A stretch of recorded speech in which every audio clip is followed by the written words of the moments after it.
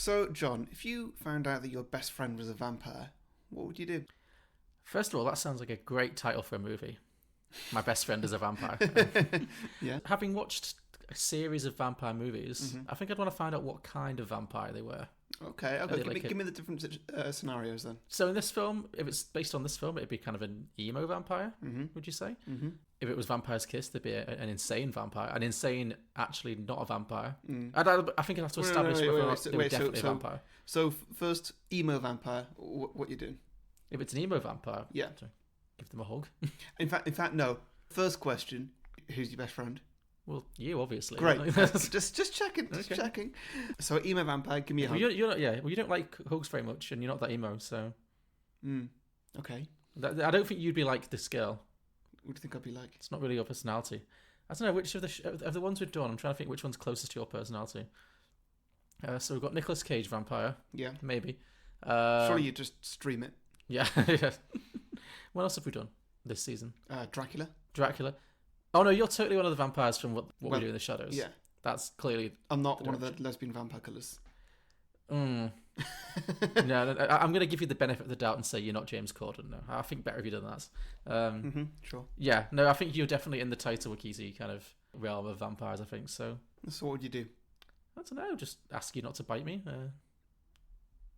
I don't think I'd have much control over the situation. Really, I feel like the ball would very much be in your court as the vampire as to how this relationship developed. You could hunt me down and kill me because I'm probably going to go around killing other people. Sure, it depends who you kill. I could give you a list, you know. Okay, yeah, no, I'm good with that. So we're teaming up. Yeah, I think so. Basically. I'll trust you for now. Okay, sure. Sounds good to me. Well, it's the start of a beautiful relationship. Some films are fine just the way they are. Other films sometimes take it way too far. But really, how bad could it get? Let's go beyond the box set.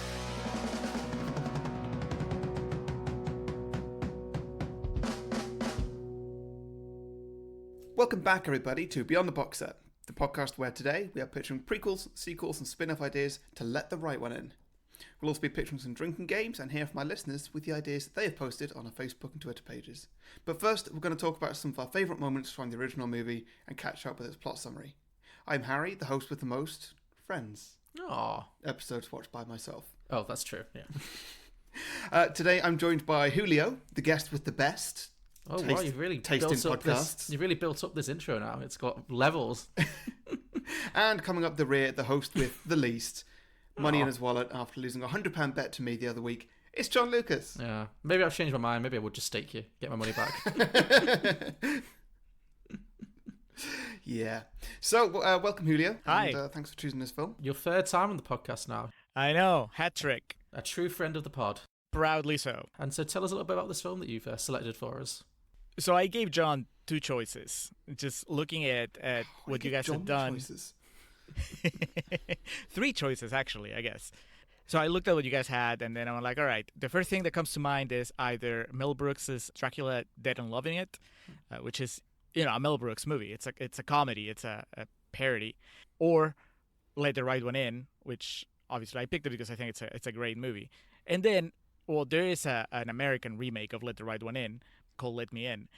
So I'm like either of those three, and then John said, well, you pick. And then I looked and I saw that most of the movies you had done on this arc was they were pretty funny.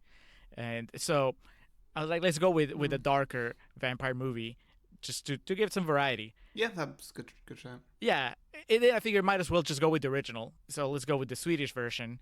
And I was a little afraid that maybe that would make it harder on Harry. But John said, don't worry about it.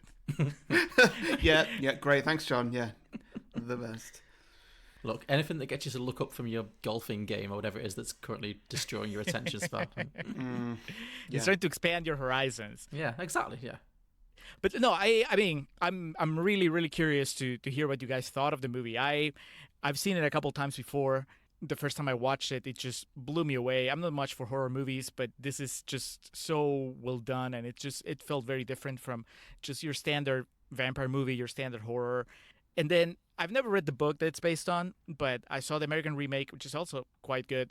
And last year, a couple years ago, they actually saw the stage adaptation. They were touring, they came to Austin, and I was able to watch it, and it was pretty impressive. They basically followed the plot of the movie pretty closely, but seeing it on stage is just a completely different dimension to it. So it was pretty cool. So I'm pretty fond of it. When I think of just favorite horror movies and certainly favorite vampire movies, it's up there. So I was very, very interested to see what you guys would do with it on the podcast.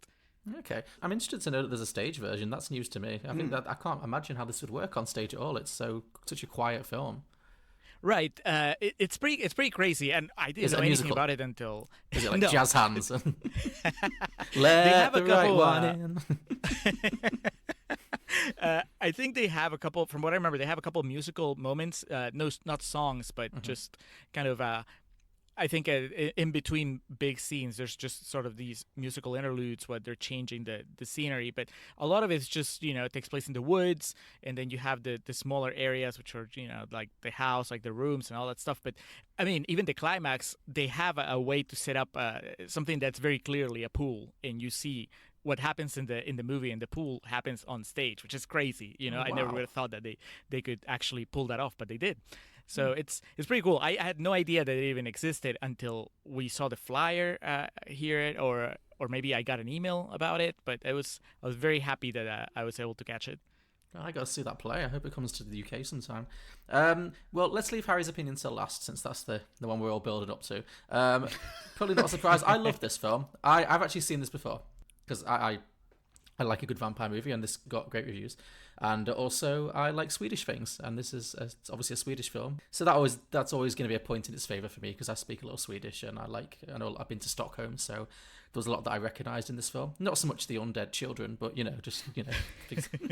the songs in the background, and they're very sweet. I think Sweden, it's not a country you really associate with vampire films. You think of more like Romania and Transylvania, that kind of Eastern European thing. But I think Sweden's a great setting for this film, because it's got that very like chilly quality. Everything's dark and cold all the time, and everything feels a little bit emptier because it's not the most like hugely populated place in the world, compared to like London or something, And I just think the Swedish kind of personality with Scandinavians are known for being a little bit introverted and a little bit dour, almost like not the most emotionally open. And I think it just really, there's a great atmosphere to this film, I think. And I agree, I think it's not your typical vampire movie. I think it does it in so many interesting ways that we'll probably talk about. But yeah, watching it again this week, I was only reminded how much I liked it. I really, really enjoy it. I think it's a really good film. I've never seen the American remake. I've heard it's good, but I've just never got around to it. I'd be interested to see how similar it is, because there's a lot of stuff in this that I think maybe you could only get away with as a foreign language movie. I wouldn't be surprised if the American version toned some aspects of it down, but I don't know. Having not seen it, you tell me. From what I remember, it doesn't. Really? Okay. I honestly, I couldn't tell you the main differences. The main impression I got from the American remake was that it was pretty faithful, almost to the point of, well, what's the point of having it, other than to have it in English instead of Swedish, because it's.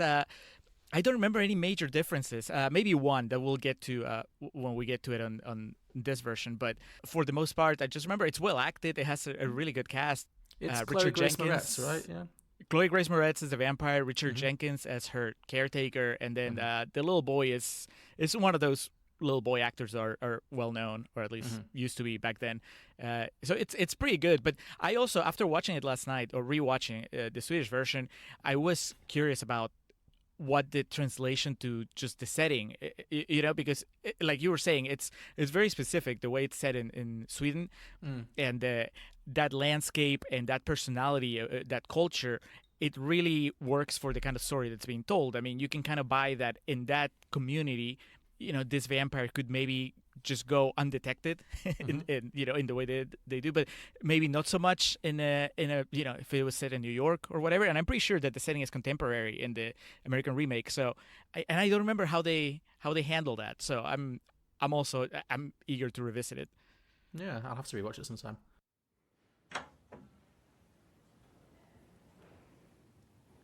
Är du vampyr?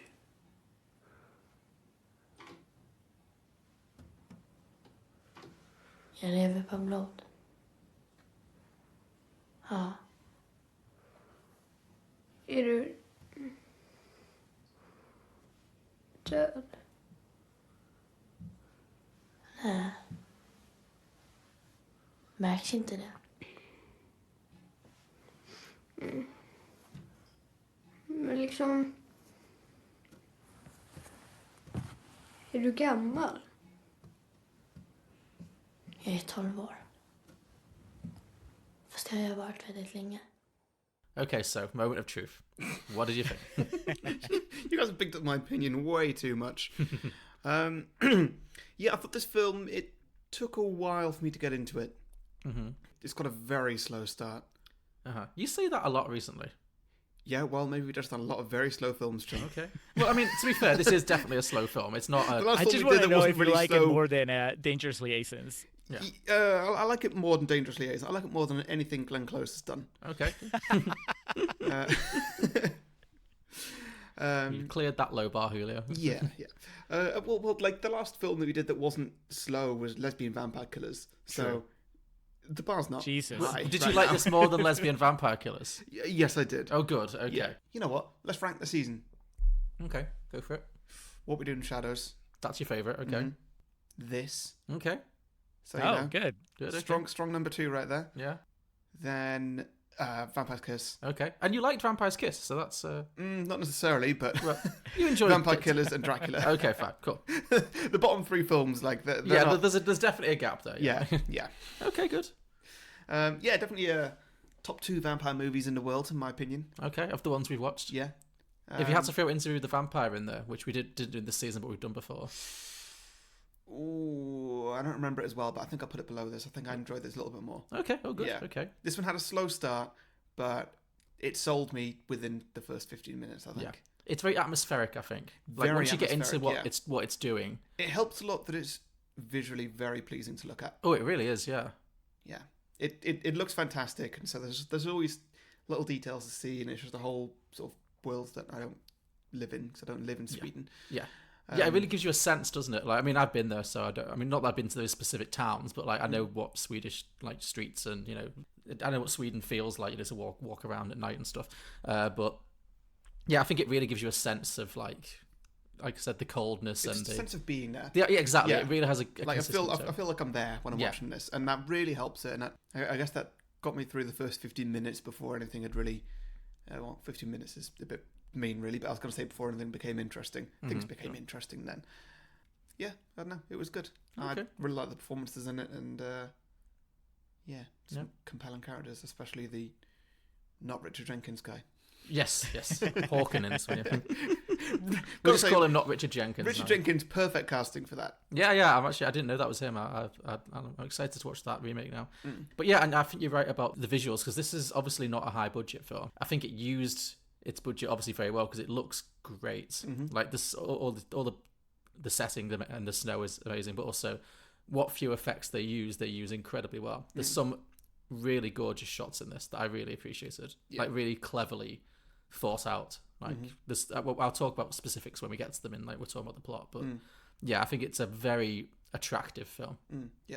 Yeah, they're pretty smart about the way that they frame all the supernatural stuff, so that it gives you a jolt. It's still, it makes an impression, but it's clearly, they don't have the budget for a big CGI special effects extravaganza. So they have to be pretty smart about the way that they do these things. I think the only effect that kind of made me go, is when you get all the cats. The cat. I knew you were going to say the cats. Yeah, that was coming. That's a scene that feels like it's lifted from kind of a different movie. Yeah, that was pretty rough. That snapped me right out of my golf. I enjoyed the scene, but the special effects on them, they just stood out as nowhere near the level of the rest of the movie. But other than that, it's good. And I really, especially on this rewatch, I noticed how much they play with depth of field, where so much of it is just, it'll focus on one person, usually the little kid, usually Oscar, and just everything else around him is blurry. Everything is constantly out of focus, and it really works with this idea that, well, he's alone. And so many of the characters in the movie, or at least the three main characters, are just isolated. And so the fact that they keep showing them as just being by themselves, even when they're surrounded by people on the frame. It was really, really working for me. I don't know that I noticed it the first time I watched it, but definitely this time around that stood out. Definitely agree. And it plays around really well with what you don't see or what you're not necessarily looking at. Like, obviously, the last shot of the film, or the end of the film in the swimming pool, like the way it handles that, what happens there is really well done, because you don't actually see anything. You only see from his perspective, and then you see the aftermath, and then you realize what's happened. But my favorite shot in the film by far is the hospital. When she goes, when Ellie goes to visit Håkan, the old man, and then she goes outside again, and the nurse follows her out, and you see the nurse against the backdrop of the hospital, and you don't know where Ellie is, and you think maybe she's going to jump and kill the nurse or something, and then she's been there the whole time, but you've been not really been primed to look at her, and then she starts climbing up the wall. I kind of saw that coming, and I was looking for it. It took me a while to find it, and I was like, it's like, where's Wally? I was like, oh, is that it? I kept my eye on it, and then it moved, and I was like, yes, I got it. Oh, well done. I wasn't sure what was going to happen. I wasn't sure if you were going to see her like flying up from behind something, or something like that. I really didn't know, but yeah, I enjoyed that bit. I'd actually forgotten that shot was there, so I was actually genuinely surprised by it when she started moving. I thought you meant the shot later on with the other vampire in the hospital who gets the blinds opened. Like, that was really well done. Oh, that was brilliant. That looked fantastic. Yeah, absolutely. Yeah.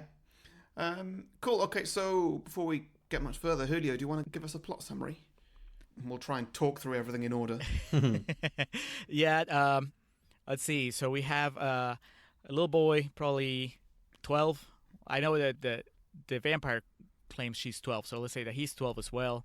He is he's not very popular at school. He's constantly bullied, and lives alone with his mom. His dad seems to be not absent, but definitely they've separated, and so he's definitely a lonely kid.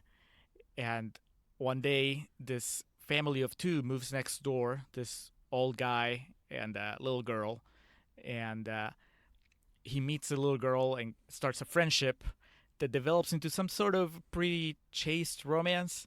But of course, it turns out that the girl's a vampire, and the man that's with her is basically her caretaker. He goes out at night and kills people, drains their blood, feeds her. Not very successfully, I should say, his attempts at killing people on her behalf. I loved how bad they were. Yeah. But that's crazy, right? Because he's clearly... so badly planned.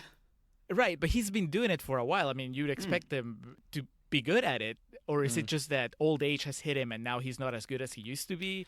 Maybe. I was wondering how he got this far into that line of work without getting caught yet. Yeah, so because it seemed like he planned the ball out, but then things just kept going kind of comically awry. Like the first time that poodle, Ricky the heroic poodle, comes in and like he's discovered, and then the second time he's just sloppy. He just tries to kill a boy in a school when his friends are literally waiting outside. Which is, if you're taking that long to like tie someone up and slowly drain the blood, you're gonna want to wait till they're alone.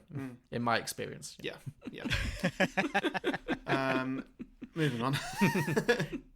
All right, so she has this kind of incompetent caretaker who, on top of everything, seems to be getting a little jealous of her relationship with the kid and this friendship, because she clearly likes the kid and the kid likes her. That's one thing I thought for a potential sequel to this that I don't know if anybody's done or thought could actually work as a prequel as well.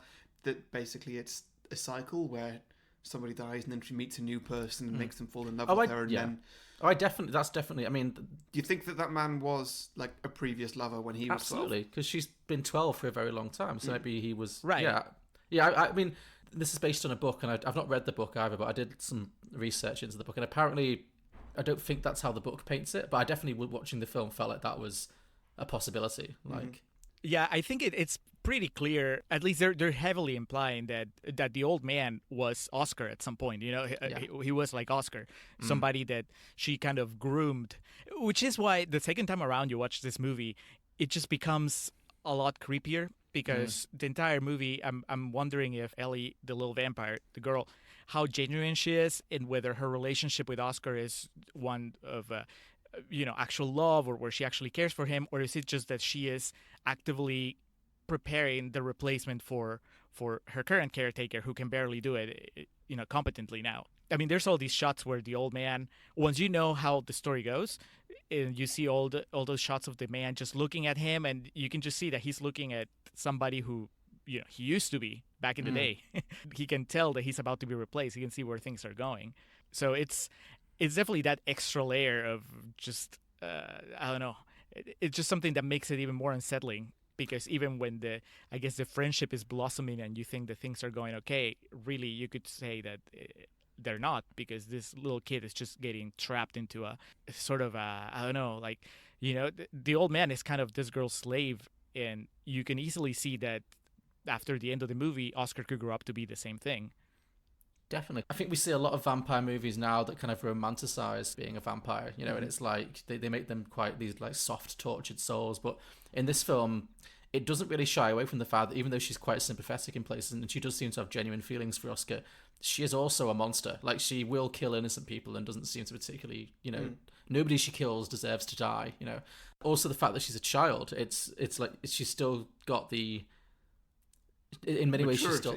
Sorry? Still got the maturity of a child. Yeah, exactly. It's not like she's an adult trapped in a child's body. Yeah. Even though she might have been alive for a long time, she still has this, like, she has tantrums, and she has, like, she seems to be in a very, like, childish headspace. And I think that's, you kind of get that with Kirsten Dunst's character in Interview with the Vampire, but I think this does it in a much more kind of, and I thought that was good too, but I think this film does much more interesting things with that, and it really makes you think. So I think it's a really, really interesting character and a really kind of interesting setup, which I've not really seen before in a vampire movie. So yeah, I thought it was great. Yeah, there are moments, though, when she seems wise beyond her years, which makes sense because she's been around for so long. So it's interesting because, I mean, she even says that she's been 12 for a long time, and that seems to give you a window into what it's like to be her.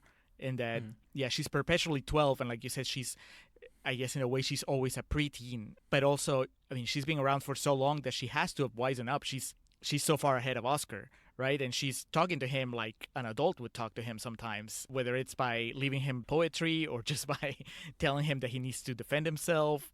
There are times where she certainly sounds a lot more like an older sister giving advice than just a contemporary. So from there, the old man gets caught. He messes it up one way too many, and in order to avoid detection, he pours acid on his face so he wouldn't be recognized. Yeah, and that scene was rough. That's brutal. I mean, you don't understand what he's doing at first. He's just pouring something on his face, but then when you see him at the hospital and just half his face is gone, he can't talk.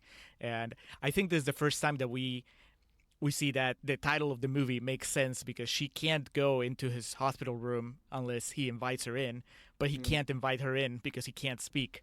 So he has to open the window and just let her feed from him before he just dies. He falls off the window, which is crazy. That's, we're talking about favorite shots or beautiful shots. And to me, that moment, which comes right after the one John said, where she's climbing up the building, and now he's on the bed and she's outside the window, and you can see the snow falling outside. It's so beautifully framed, and you think that she's there because she cares for him, and maybe she is, but really in the end it turns out that the main reason she's there is so she can feed and kill him basically, or help him die, whichever way you'd rather look at it, before she moves on.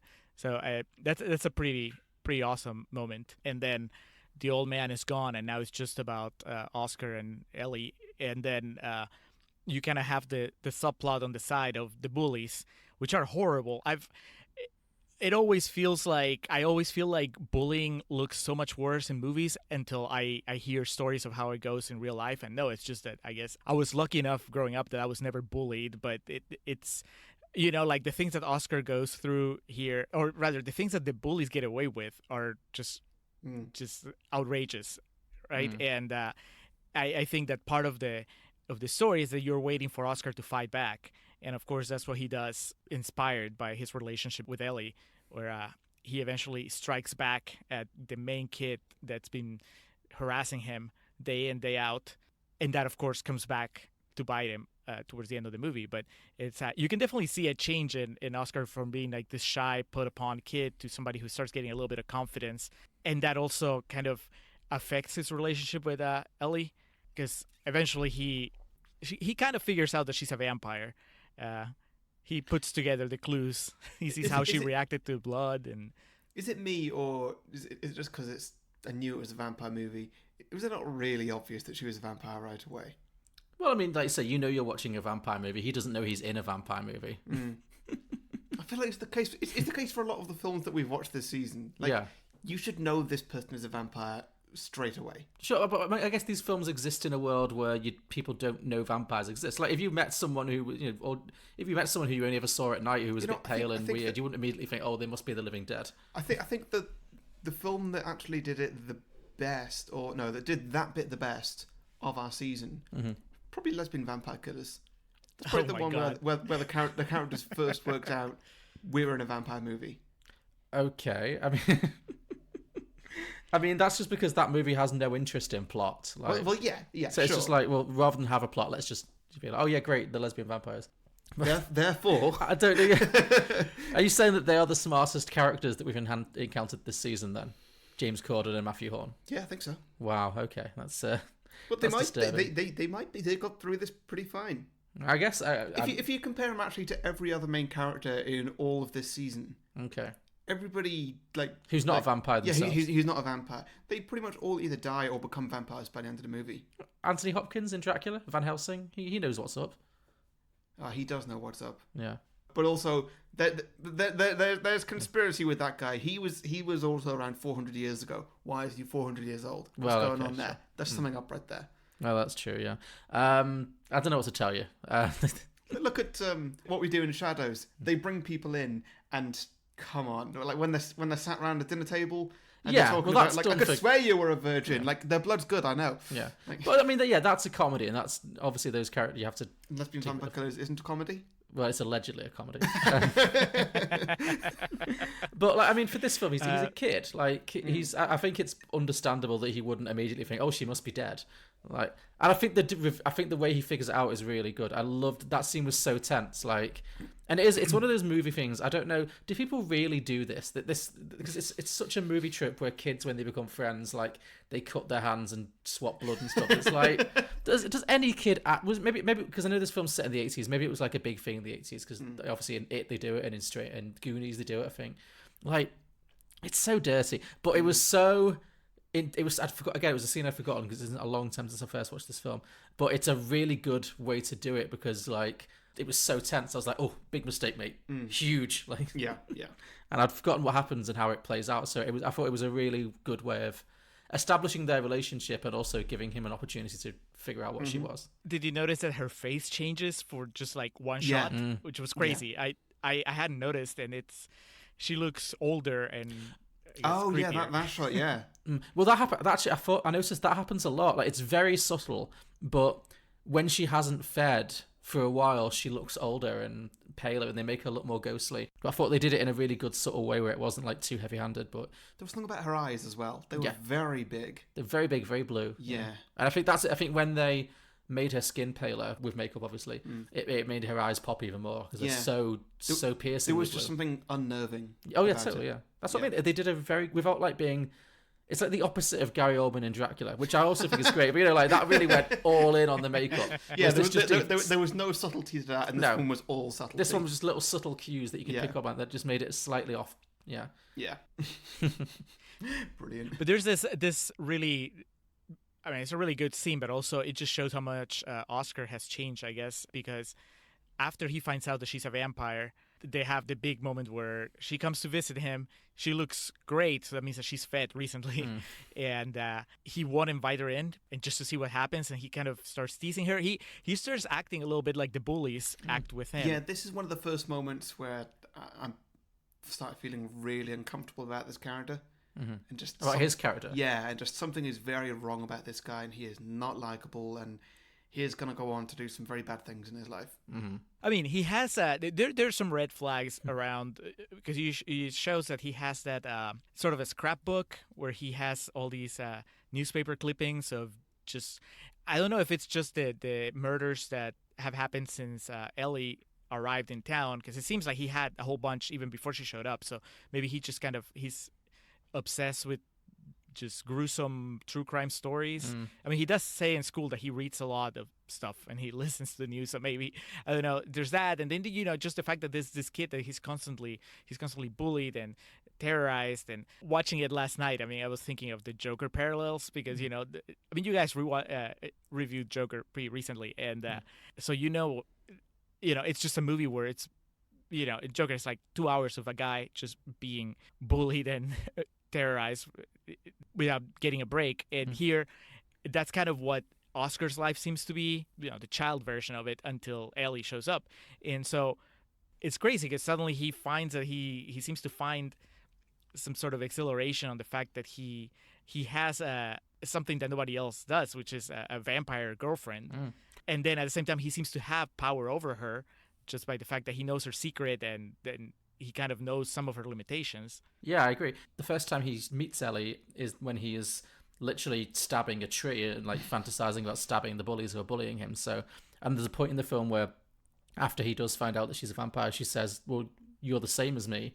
And it was kind of ambiguous what she meant, but I took it to mean that, like, yes, she's a killer and he would be if he could be, kind of thing. So I think that's potentially the connection that they have, like that he's got a lot of this darkness inside him and she kind of allows him to express that. Yeah, but it's cool because, I mean, he has that moment where she comes in to the house, and now we know what happens when a vampire comes in and you haven't invited them. She just starts breaking down. Her body starts just falling apart, and then he freaks out and just takes it back, invites her in, hugs her. That seems to be a turning point on their relationship. And they kind of erased it. They were going steady, but now she's at the point where she's sleeping in the bathtub at her place and telling him that he can just hang out while she sleeps. It certainly trusts him more. Yeah. But we have that other subplot I forgot about the locals. Oh, the drunks, yeah. Yeah, who've been slowly disappearing because this girl needs to feed. And it's eventually been too much. She attacked the girlfriend of one of the guys, but didn't get to kill her because the guy interrupted them.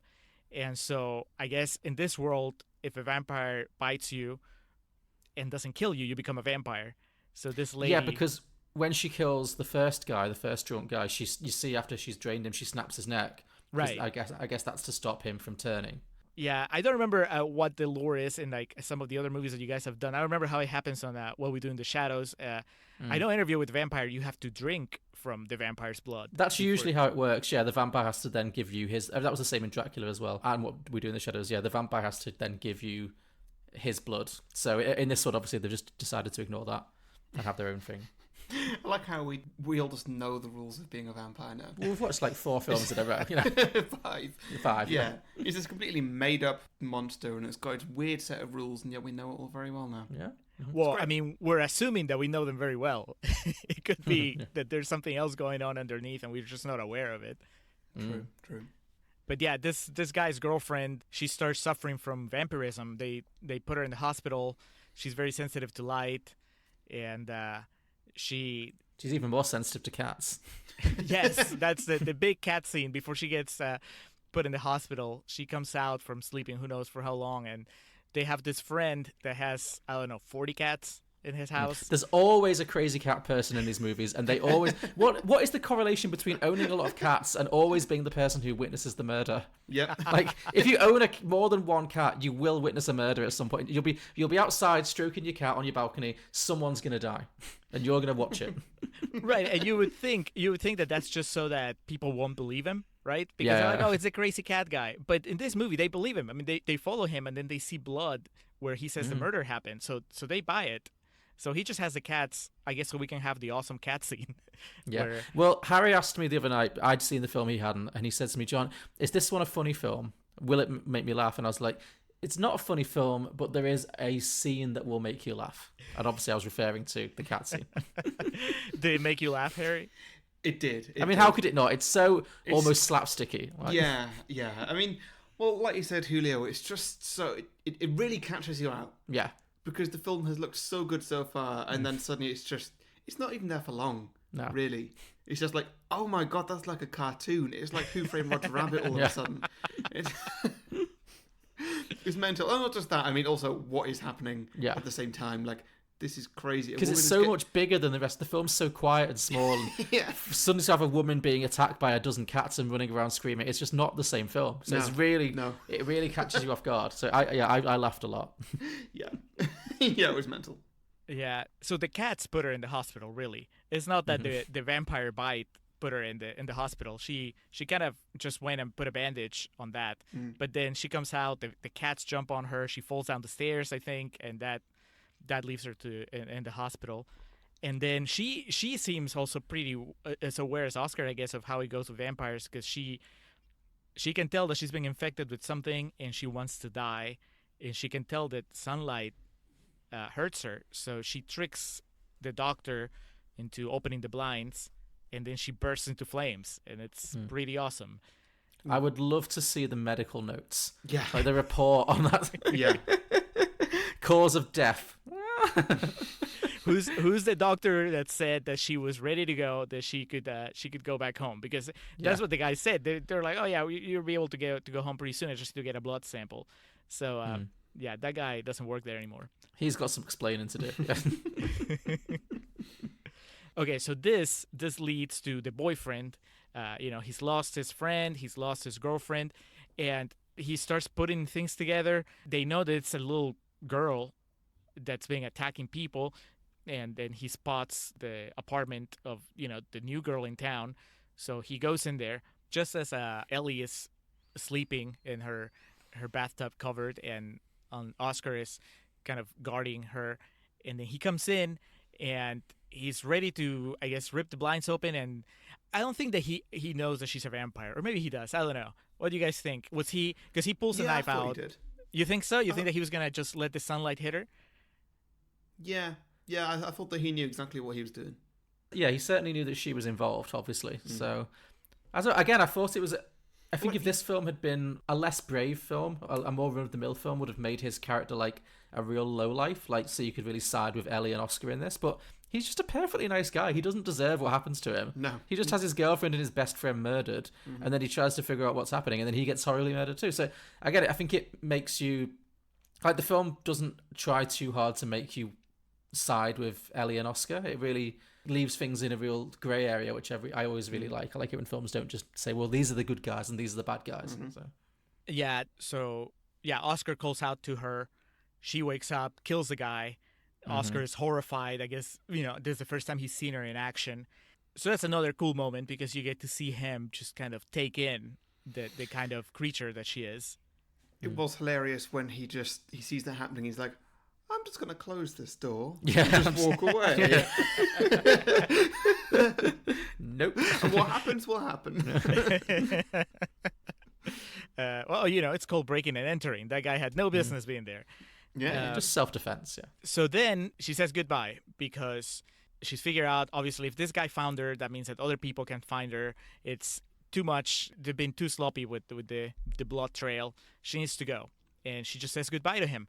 And I think this scene might be the biggest argument against what I'm saying, that maybe she's manipulating him, because if you read it as a sincere goodbye, she's really just, she's not even trying to, she doesn't say, you should come with me. She just says goodbye. But of course, the fact that she doesn't really leave could also help you read the scene as not a real goodbye. She's not being sincere. She's just setting him up because she knows that she's going to come back anyway later.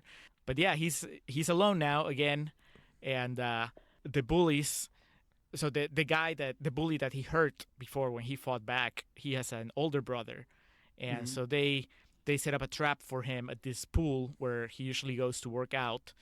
And I've got some questions about this. So they set up a diversion for essentially the lifeguard, apparently the only person the only adult in the pool at the time. Yeah, the supervisor, yeah. Yeah, the lifeguard has to go out and check out this fire that's happening in a dumpster outside. Yeah. The fire's not really a threat to anything. No, it's a dumpster fire. And he's just leaving multiple children in the pool. Yeah. I mean, there's only 10 people in town. Yeah, okay, sure. But so there's that problem. Yeah. And then there's also that, the guys come in, they get all the kids out of the pool. Yeah. Very easily. And none of the kids are like, what? Who are you? Well, I mean, he's older and he has a knife. Would 8-year-old Harry not have run away? Sure. Oscar did not. No. Oscar was very much just stand there and carry on. Well, he was in the pool. He had no escape opportunity. Other people were in the pool.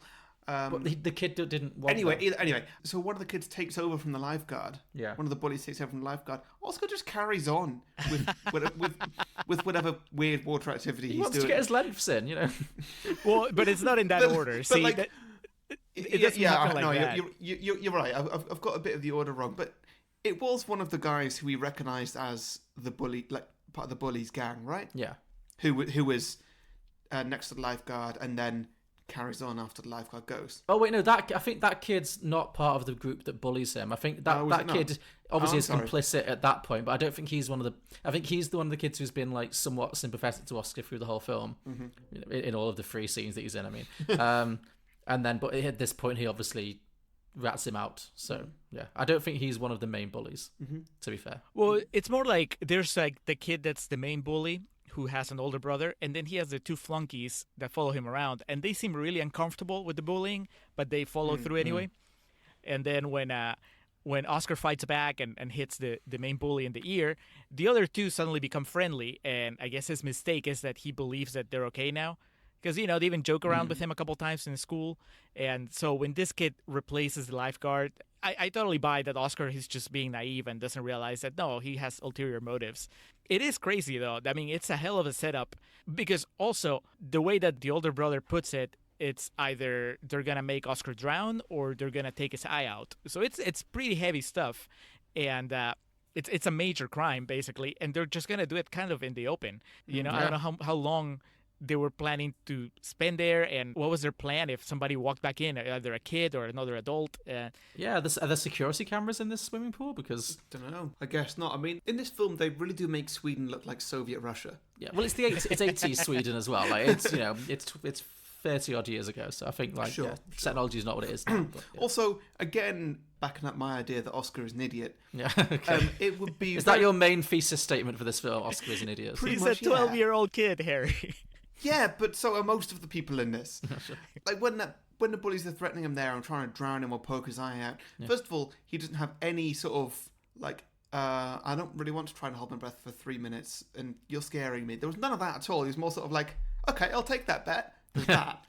But also, I mean, I'm not sure if he can swim, but he could definitely sort of kick himself out into slightly more of the middle of the pool. I did think that too. And, like, Go to the and, middle. Yeah. And like if he did that, whether he can swim or not, I don't know. But I don't think those bullies were going to humiliate themselves by jumping in the pool. Yeah. I don't think there was going to be a swimming chase. I did. Yeah. That's to be fair. That Just did like cross my mind get too. a couple meters deeper, and you're probably safe. Yeah. Just tread water till the lifeguard comes back. Yeah, you're fine. And that's it. No sort of like, oh yeah, I reckon I can hold my breath 3 minutes. Yeah, that'll do it. Maybe he's just like very fatalistic. He's like, well, this is going to happen one way or another now, so you know, Yeah, sure. life's beating him down. Okay, well, if that's the case, how is he going to be a good guy to be going out and murdering people to go and get blood for the vampire? Well, maybe he won't be. Maybe he'll just turn into the old guy and be really incompetent at it. But like really quickly. Yeah. Well, who knows? Maybe that's going to play into our sequels. Yeah, I really hope we haven't all gone with the same idea. Yeah. No, I very much doubt you've come with my idea. I think that if the pool was smaller, we wouldn't be having this conversation. I think the problem is that when you look at the pool, it really feels like he has a lot of room to go. But at the same time, I'm happy buying it because I think that he's just scared. He's terrified. He's not thinking strategically. He's just thinking, okay, what's the easiest way to get out of this without, with the least amount of harm? And obviously, just giving it a shot at holding his breath for 3 minutes is probably what came to be what looked like the best option. And ultimately, it's a bit of dramatic license to lead us to one of the coolest sequences in the film. Yes. True. Yeah.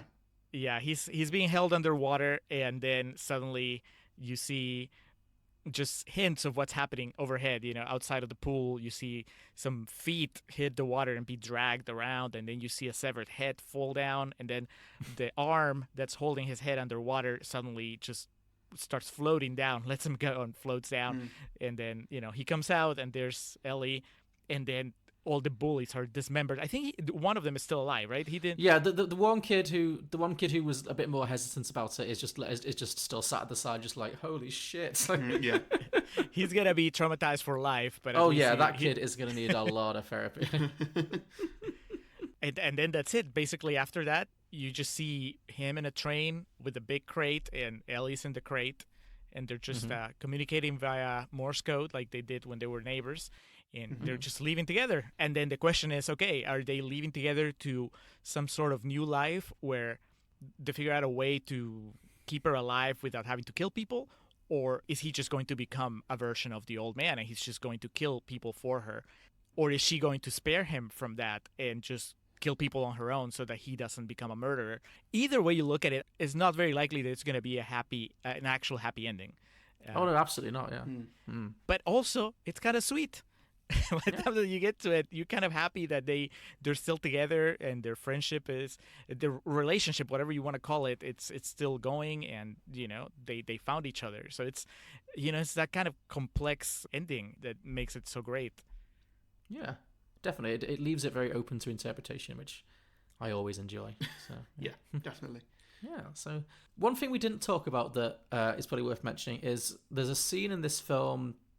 This sounds like the sort of thing of like, I wrote this very specific thing into my idea, but nobody brought it up beforehand. No, so... this isn't in my sequel at all. Actually, it's just something. I that think I know what John's gonna say. Actually, there's two scenes that I wanted to bring up that didn't fit in the summary. Sure. But go for it. Sure. Well, the reason I was hesitating is that to say, I really want to focus on this scene might make me sound a bit skeevy. When Ellie goes into his apartment, we see a brief naked shot. And first of all, I'm interested to know if that made the American cut, because that feels like something, seeing a 12-year-old girl's genitals is probably something that would be... Or lack of. Or lack thereof, yeah. Well, that's the other thing, because it's not, it don't look normal. But in the book, apparently, and the film kind of... What? See, I'm pretty sure you've not read the book, which means that you've looked this up. Yes, well, of course, I looked up as part of trivia for the film. I didn't specifically Google why her vagina looks so crazy. It was a plot point that... No, in the book, she's not... Because there's other points in the film where when they're in bed together and he says, will you be my girlfriend? And she says, I'm not a girl. And you think she means, oh, well, she's a vampire. That's what she means. Yeah. But actually... In the book, she's literally not a girl. She's a boy who was castrated and then became a vampire, in the Middle Ages. Yeah. So, and obviously in the film, they've cast a girl who looks like a girl. So it leaves it really... I don't know, what did you make of that shot? Like, did you just think it was just an undead vagina? Or, I had no idea what it was, John. Sure. I know, it's a weird thing to ask, but I had no idea, but earlier when she said, I'm not a girl, my first thought was, yeah, she's a vampire. And then when he's like, okay, and sure, will you still go out with me or whatever? I was like, okay, I see what that's doing here. She's a vampire. He's just open to anything. Yeah, absolutely. Or so he thinks. Yes, sure. But it turns out, yes, he is open to anything. Yeah, I don't remember. I mean, I knew that bit of trivia, and I think it's because I read it after the fact. I know for a fact I didn't know it when I was watching the movie the first time, and I don't remember what my reaction to it was, because it really, without any further context, it's really hard to process. It's also such a quick shot that you're not really sure what you saw. So I mean, it sounds funny, but really, undead vagina is not out of the realm of possibilities. It's just like, well, she's a vampire. We've seen her bleed from everywhere. Maybe there's something. Who knows? So I don't know that it's obviously it's not super important to the story because it doesn't really play into anything. They never really go into any sort of, sexual areas here because, he's so young. I guess he's not really, he's just happy to have a girlfriend, but he doesn't really need to do anything with such girlfriend, I guess. And I guess thankfully they never go into like what sort of relationship the older man has with her. So I don't know if it's just one of those things where they included it sort of as a nod to book readers. I don't think it's in the American version because I remember being surprised if it was. I'd be very surprised if that was able to be translated into the American cut because I feel like that's not something they would very easily. I think there'd be a lot of producers being like, pull it. Do we really need that shot? Yeah, it's also like this girl, the girl in this version, she's a little more androgynous in the American, like we said, it's Chloe Grace Moretz, which looks a little more feminine. So I think it would be maybe a little harder to sell that. But it definitely, once you know that shot, it becomes, it's loaded with meaning, as well as every time that she claims that she's not a girl, then it has that extra meaning. The other scene that I wanted to bring up, because I also wasn't 100% sure what to make of it, was the last scene with his dad, where a guy comes in and suddenly the dynamic changes, and the dad goes from being very happy that he's playing with him and everything to just being very reserved, and you kind of get the feeling that this signifies that this relationship is not really as good as the kid wants.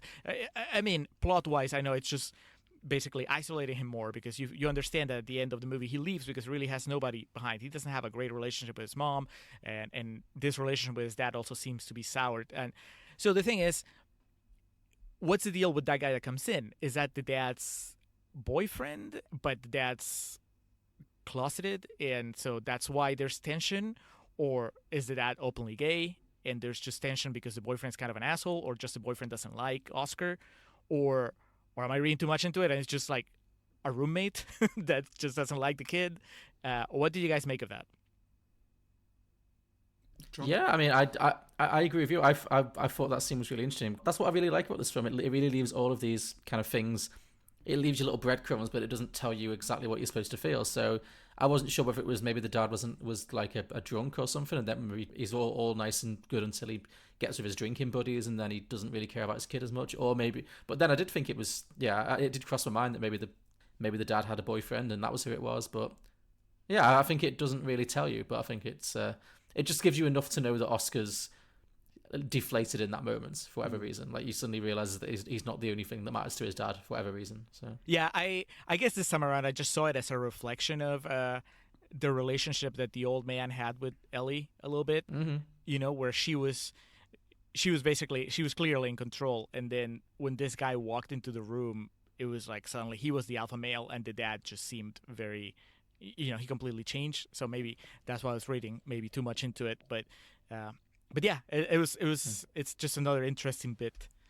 Yeah. Well, speaking of like homoerotic moments, I did enjoy the drunk guy. It's John's catchphrase. My catchphrase. Just anytime I can crowbar that phrase in. Speaking of homoerotic moments, but when the first drunk guy gets killed, and when the second drunk guy is obviously really gutted that his best mate's been killed, and he's so sad. But when they're all sat in the crazy cat guy's apartments, and he's like, I've got nothing now, I've lost everything. And the girlfriend's just like, oh, well, thanks. And she just stopped. That was an interesting dynamic those three clearly had. Okay, so maybe what happens is that this little town in Sweden, just your drinking buddies are really the most important relationship you have in your life. And therefore, when your drinking buddy dies, your life goes to pieces. You've lost everything. When your drinking buddy doesn't like your son, then, you cut ties with your son. Yeah. Hey, the Swedes are famous for being very liberal with, very fluid with their sexuality and everything. So who knows what was going on? Anyway, speaking of drinking buddies, should we go to drinking games? Get some drinking games, sure. Okay, so for the last time this season, drink for blood. Yeah, very drink for. Yeah. I mean, it's a vampire season. It's a bit of a no-brainer. So. Mm-hmm. But also, this film does the blood really, really well. I thought. I think blood on snow always looks really good. In It films. does. Like that's another reason why it really works having it in Sweden. I think the little like. Go on. What were you saying? So some reason that just reminded me. Did either of you two find it funny when they cut the dead body out of the ice? Oh yeah. And they're just like wheeling him around on a forklift truck. Yeah. Was that hilarious to anybody else? Or was No, it just I me? know what you mean. Yeah, it's like. Was that supposed to be funny? Was it just? I don't know. I think it's like darkly funny. Yeah, but It was just a weird image. yeah. Well, that's because they throw the body into the ice hole, don't they? Into like the little river, and it being Sweden, he would be just a frozen. But yes, yeah, maybe chuckle a little bit too. Yeah. But also, I thought Not that as funny as the cats. No, the cats is easily the funniest part of the film. Yeah, by yeah. far. Not that this film is like wall to wall chuckles, but when there's definitely moments. But, yeah. But yeah, I thought the blood when they do kill that drunk guy, when there's just the blood under the snow, was done really well. Like it just looked, Like I said, this film didn't have a lot of gore or a lot of effects, but what it did very well, I thought. Yeah. Okay, drink for clever camera shots, or more specifically for like perspective shots, like we were saying before, when you see something that's been there for a while, but the camera's trained you're not ready to look at it. I think that's something the film does really well. Yeah. I got drink for bullying, which happens quite a bit. And not just from the school bullies, but it could also be Ellie bullying her caretaker. Oh, yeah. And Oscar bullying Ellie. Yeah. Yeah. No, there's a lot of different directions there. Lots of different power dynamics in the film, which I figured. Yeah. I've also got, similar to that, I've got drink whenever anybody says the word piggy or squeal. Yeah. I don't know why they thought of him as a pig. No, again, in the book he's a fat kid, but in the film they cast this like skinny little Swedish kid. But Yeah, it makes sense that they're calling a fat kid a pig. Not Yeah. that fat people are pigs, but Yeah. No, but that's an insult. I can that see would the be bullying thrown at- logic. Yeah, that, exactly. Yeah, I don't know. Yeah, it's just a generic insult, I guess. I don't know. Yeah. Mm. Maybe they should have changed that when they cast a thin person. Yeah, I don't know. Drink for window shots. I really liked the way that because they're living next door to each other, and I really like the way that they framed a lot of shots where you could see into both their windows at the same time. Mm-hmm. There's lots of going in and out of windows in this film because obviously, like I guess it plays into the whole vampire thing. Like they really obviously the title obviously it really leans into that one particular part of vampire legend is that they have to be invited in, and so there's lots of coming and going, like when she jumps into the hospital window and drains the old man, but yeah, specifically just liked all the shots when you could see both of them like through their windows. I thought it was very nice. Yeah. I guess building up on that, I have a drink for classic vampire lore. So anytime that the movie kind of joyfully reveals a little bit of vampire stuff that we already know, that we're familiar with, but we recognize like a vampire having to be invited in, or just when that lady gets burned by the sunlight after she's been turned, or when she takes her bandage off and there's the classic 2 incisions on her neck, all that good stuff. Yeah, it does. It doesn't like overboard you with it. It does those ones, but it doesn't like there's no like garlic or stakes through the heart or like it does it. I think it just sprinkles enough through to be like faithful to what we understand vampires to be, but it doesn't overkill it in the way that some films do. Yeah. So, and thankfully, nobody exploded into a big giant explosion of spunk in this film, which is definitely a benefit compared to certain other films we've watched this season. Yeah.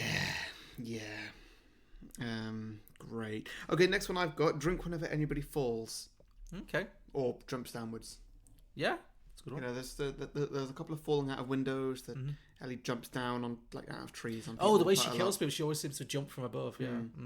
Yeah, any of that. Yeah.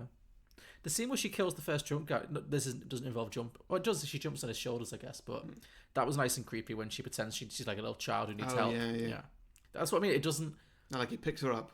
Yeah, that's it. He picks her up because he thinks that because she's a little kid. She's a little girl. If you found a little girl in the snow in the middle of the night, you'd obviously try and help them.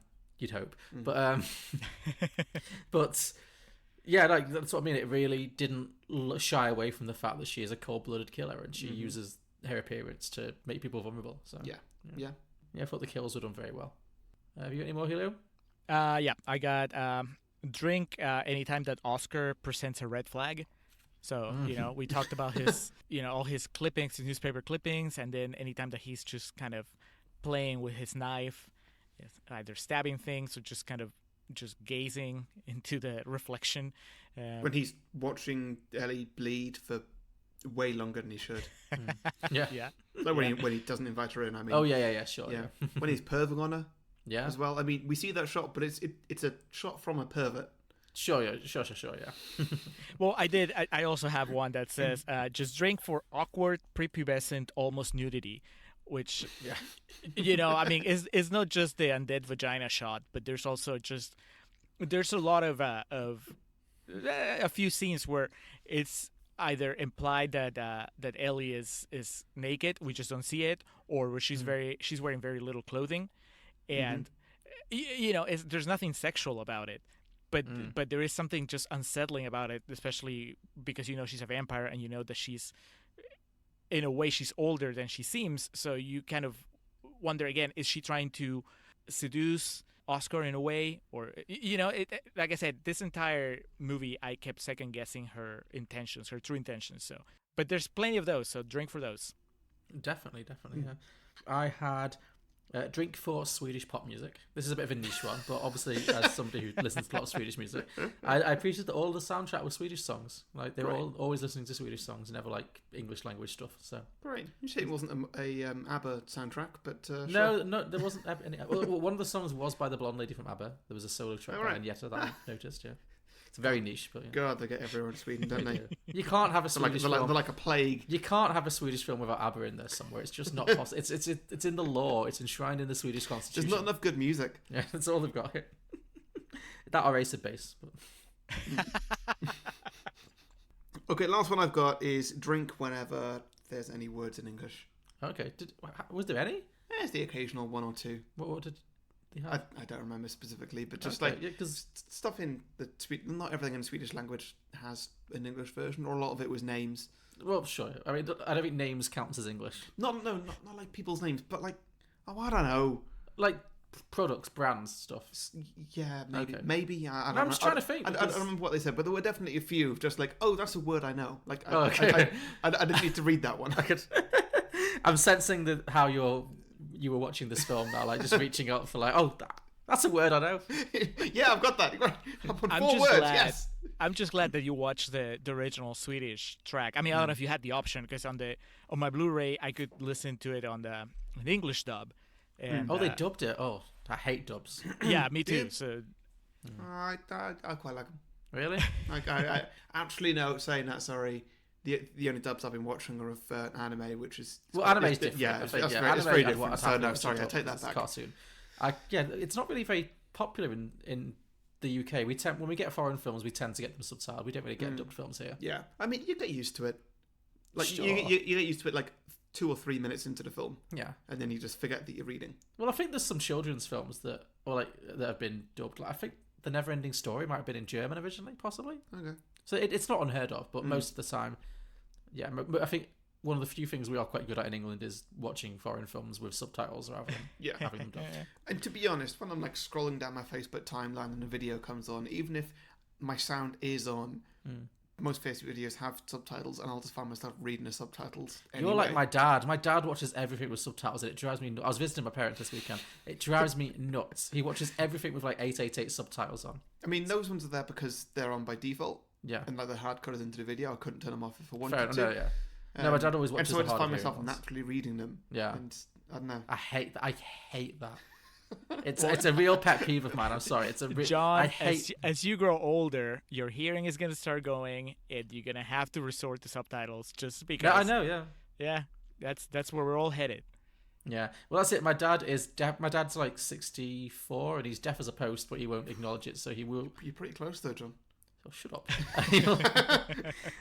But he refuses to wear his hearing aids. So basically, we all have to suffer from the fact that he makes us watch everything with subtitles on. So I would hope when I get to his age, I will have enough self-awareness, and I'll remember these rants that I've had in the past, that I will actually wear a hearing aid. Mm-hmm. Yeah. Cool. Well, we will all remember them because they are recorded now in podcast history. Exactly. I'm committing myself. When I go deaf, long in the future, when I go deaf, Yep. I'm committing right now. Make me wear a hearing aid. I'll do it. All right, I'll let you know. Thank you. I won't be able to hear you, so it's fine. Okay, cool. Yeah, that's all I've got. Julio, you got any more drinking games? My last one is drink for every hint that Ellie is a boy or was a boy, depending on how she identifies now. I mean, there's a few. Basically, every time she says that she's not a girl, and then I'm not a girl.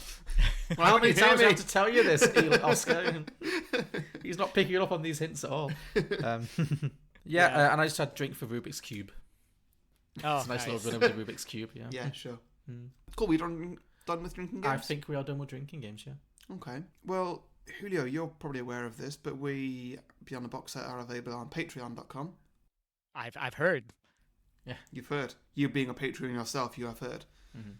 I am a very happy patron. I am. Are you trying to get me to do your patron spot right now? Because I can. Or at least I can How try. did you guess? Go, see how much you can do. Okay, so let's see. So, as a patron, you can pay as much or as little as you want. It can be $1. It can be 15,000, 150,000. I don't know. It's a lot. And then that gives you access to the patron feed, where you guys review a new movie every week. It's usually a movie that's out in theaters. Every now and then you'll do movies that are just requested. If you're a patron, you also get a 30-minute spot on Close. 30-second seconds. That. spot. That would take up a lot of our runtime if we gave you a 30-minute Like a complete advert. infomercial. No, 30-second spot where you can advertise whatever you want, whether it is a show or your business or yourself or, the brand of shoes you're wearing. And then also you get to pick a movie that you can come in and do like I'm doing right now, or you can just let you guys do it on your own. You also get access to the exclusive Patrons Facebook group where we all discuss the movies that you guys are talking about. Plus, we also just make fun of other things and have Mainly me. have heated being so discussions lazy. about I don't know, Star Wars, Marvel, Midsummer, whatever. I think that's it. Star Wars, Marvel, Yeah. Midsummer. They're the three. They're the trinity. But yeah, well worth the investment if you're a fan of the show. Oh, thank you, Julio. That means a lot. Thank you. Yes. Yeah. So that's all at patreon.com/beyondtheboxset. And Julio, would you like to take this opportunity to talk a little bit about whatever you would like to plug? I would assume it would be the Contrarians podcast, but Yeah. it doesn't have to be. It's your 30-second slot. Please, not 30 minutes. Let's go ahead and do the Contrarians, just like the less than 30-second spot, which is just we have a show. It's a podcast called The Contrarians. My friend Alex and I, we talk about movies that are either considered fresh or considered rotten on the Rotten Tomatoes website. If it's a fresh movie, we take the opposite point of view. We talk about it as if it was rotten. We spend the first half of the show just trashing it, pointing out everything that's wrong with it. If it's fresh, we do the opposite. And then on the second half of the show, we tell you how we really feel. Sometimes it's the same as in the first half. Sometimes it's different. You're gonna have to stick around to find out. But mainly, we're just making fun of Rotten Tomatoes and their black and white system, and just kind of try to have fun with the idea that art is subjective, and you can be excited, enthusiastic, over the moon about anything, and you can also be really negative and really cynical and very critical of anything. It's just art.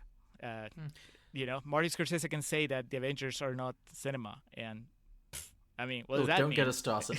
That's... Well, I'd never talk about that. I've heard the most recent episode of Two Geeks, Two Movies. I think I've heard every thought in your head at this point about Martin Scorsese and Ross's. That's a 30-minute infomercial. Yeah. I have a question, Julio. Have you guys? I've listened to a lot of the Contrarians, but I can't remember. Have you guys ever done lesbian vampire killers?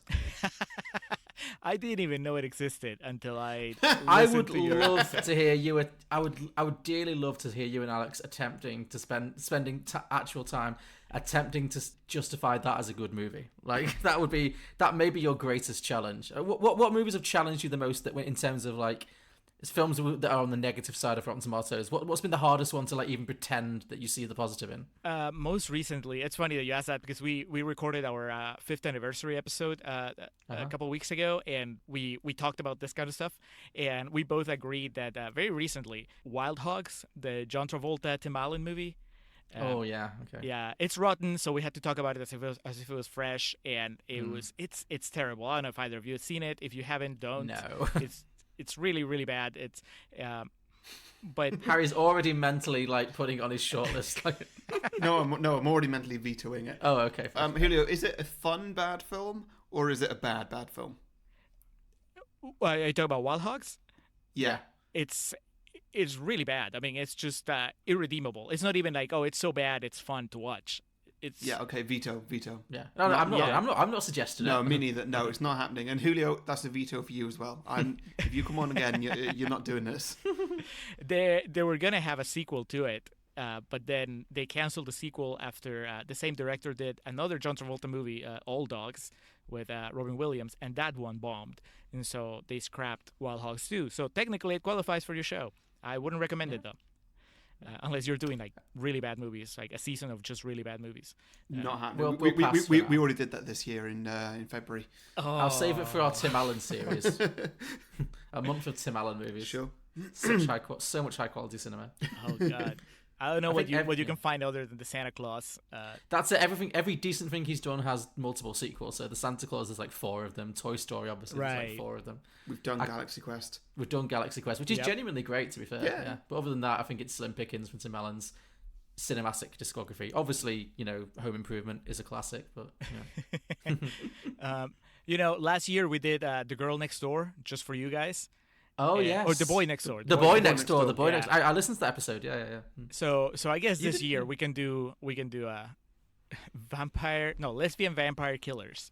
I mean, I don't want to kill your podcast. Like, I don't want to be responsible for the end of the Contrarians because I do think it might break you. It is I would love to hear you attempting to find positives, but it's going to be a challenge. Is our listenership down, or is this killed our podcast? Or No. I just mean that this might be the point that breaks their spirit so much that they stop recording. Is what I mean. Like, we didn't have the burden of having to like pretend we liked lesbian vampire killers. Imagine if we had to actually try and find positives in that film. There's positives. Aside from the boobs. Yeah, I couldn't think of two positives. Yeah, I'm sorry. Okay. Well, yeah, I would love to hear you do it, but I don't want to like pressure you into doing something that may well give you a mental breakdown because it is truly irredeemable. You've thrown the gauntlet now. Challenge accepted. Fair enough. Cool. So look forward to that. But yeah, so the Contrarians work. If people want to listen to the Contrarians, which I highly recommend, where can they find you? So, most podcatchers just search for the Contrarians. We have a website. It's wearethecontrarians.com. And on Twitter, we're at Contrarian Prime. I run that one. So if you see tweets from Contrarian Prime, that's mostly me, not Alex. But yeah, just hit us up, follow us on Twitter, suggest movies just like John did. Hopefully better movies than that. But yeah, we're available. Great. Good stuff.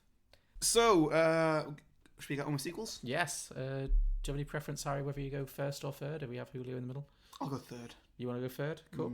Big finale, Harry. That's a big responsibility. Big finish. Yeah. Okay. I'm going to stick with it. You've committed now. That's cool. Okay. So I guess that means I start. We've talked a lot in this show already about the relationship between Ellie and her previous familiar, I guess maybe he might be called. Yeah. Håkan, who does the killing for her, and the possibility that Oscar might be on the road to kind of continuing in that cycle. So that's kind of where my sequel's gone. I was kind of thinking about how that might look. So I was thinking, okay, this film came out 10 years ago. So the challenge here is that we can definitely use the same actor to play Oscar because the whole point is that he's 10 years older. We might have to recast Ellie, which is a shame because I think the original actress is fantastic. I think she's really good. Anyway, but I thought it'd be good to explore like where they might be. Assuming that the film ended with them actually skipping town and running off together into the sunset, I thought it might be interesting to kind of pick up on where they might be 10 years later. Yeah, that makes sense. So the film's set in the present day. Well, no, the film's not set in the present day because the original's set in the 80s. So the film is set in the 90s. It doesn't matter. My favorite decade. Go for it. Yeah.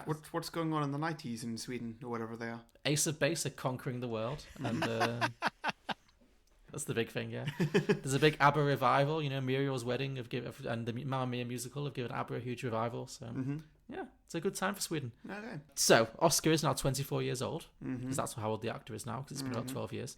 And he is still caring for Ellie, who, of course, remains a 12-year-old girl in body, if not in spirit. Since she cannot age, their relationship has obviously shifted, because in the original film, they become tentatively boyfriend and girlfriend, or whatever that relationship might be. Yeah. By this time, obviously, he's aged out of the phase in his life when he feels that that's appropriate. So now he's basically just looking after her. Like, there's no romantic elements to their relationship. That'd be weird. It would be very weird, yeah. That'd be extremely weird how you just gradually age up out of that. Because what would happen? You'd probably still want to be part of that relationship. Yeah. That's what happened to the old guy in the movie. Yeah. I think that's that's what's going to make this film interesting. Like, it's going to grapple with and not that I've written so much of that because it's kind of a weird area to go into, but yeah, that's classic foreign language films doing things that English films can't do. So yeah, I think that a part of this film is going to grapple with that. Like, again, I'm not going to go into too much detail because it's not something I've given a lot of thought to, but yeah, like the change in their relationship I think will be really interesting. And now obviously if they ever had any kind of sexual relationship, that is no longer the case, because she's a child and he's now an adult. So he's basically at the point that the old ward was at, where he looks after her. So by day, he works a boring job at the checkout of a supermarket. And at night, he helps her to procure victims, to feed her thirst for blood, basically. Yeah. Obviously, because of the fact that they're killers, they have to move around a lot to avoid suspicion. Because I definitely got the sense that she's moved into this town when she was with Håkan. It was probably the case that they moved around a lot. Yeah.